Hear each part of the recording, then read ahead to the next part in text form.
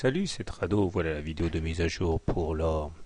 Alors voilà où nous en sommes. Nous sommes toujours à l'intérieur d'une figure en double top ici qui n'a toujours pas fini de produire ses effets.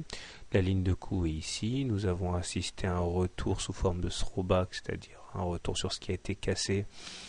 Et nous sommes toujours donc dans le scénario où nous irions rallier l'oblique noir ici sur les 1500 correspondant à l'amplitude du double top reporté sur la ligne de coup.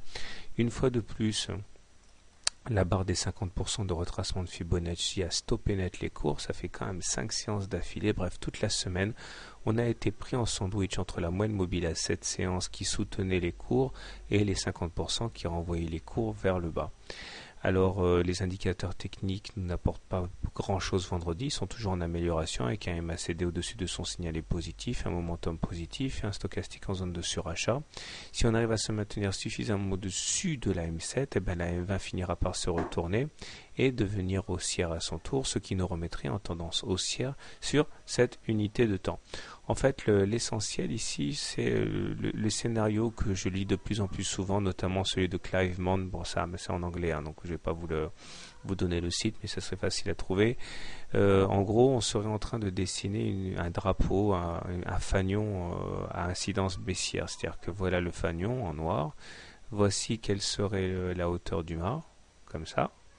Et ça nous renverrait donc à un objectif beaucoup plus bas que mon double top qui irait en fait reporter le mât au niveau du haut, c'est-à-dire voilà sur les 1400 et pas sur les 1500. Bon, j'en sais rien. En tout cas, pour être validé, ce scénario devra à tout le moins déjà montrer que les cours cassent par le bas le fanion. Et après, effectivement, si je vois qu'on casse les 1600, qu'on casse l'oblique noir, eh bien, on aurait un bonus pour les baissiers qui serait le ralliement des 1400. J'en reparlerai le cas échéant parce que bon, ça c'est un scénario alternatif que je vois de plus en plus souvent, donc autant en parler.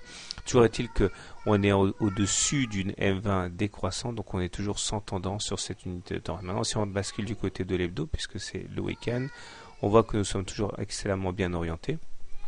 L'oblique noir soutient toujours les cours. Nous avons rebondi efficacement sur les 76% de retracement de Fibonacci, ici, ce qui nous a permis 2 semaines plus tard de nous replacer au-dessus de la moyenne mobile à 20 semaines haussière. Autrement dit, en unité de temps hebdo, on est redevenu haussier.